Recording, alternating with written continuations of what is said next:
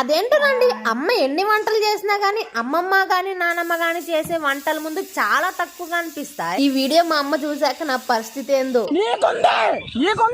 So matter ఏంటంటే, సరదాగా అలా మా మామ వాళ్ళ ఇంటికి వెళ్తే పెసర దోశ వేస్తానైతే అన్నారు. అంత ప్రేమగా దోశ వేస్తా అన్నప్పుడు వద్దని ఎలా అంటాం చెప్పండి. ఇంకా అలా ఆనియన్స్ కోసి చాలా అంటే చాలా డెలిషియస్ గా దోశ అయితే వేశారు. గైస్, మీలో ఎంతమందికి అమ్మమ్మ గానీ నాయనమ్మ గానీ చేసే వంటలు ఇష్టమో కామెంట్ చేసేయండి.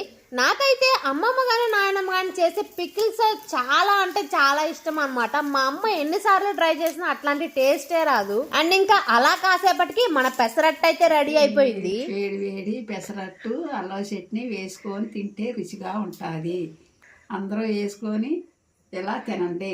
సో విన్నారు కదా, మీరైతే ఒకసారి పెసరట్లో అల్లం చట్నీ వేసుకొని ట్రై చేసి కామెంట్ అయితే చేయండి. లిటరల్ గా టేస్ట్ కూడా చాలా అంటే చాలా బాగుంది. మీరైతే వీడియోకి ఒక లైక్ చేసి ఛానల్ అయితే సబ్స్క్రైబ్ చేసుకోండి.